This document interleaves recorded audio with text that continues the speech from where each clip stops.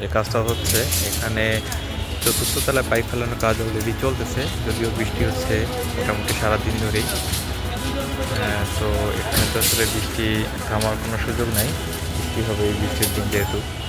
So আলহামদুলিল্লাহ কাজ চলতেছে, শুরু করতে আজকে একটু দেরি হয়েছে। তো খেলা আমাদের ভাইরা আসছে এখানে। মূলত হচ্ছে আপনার ছাদের যে মাপটা, এটা 3800 স্কোয়ার ফিট, 4000-এর মতো।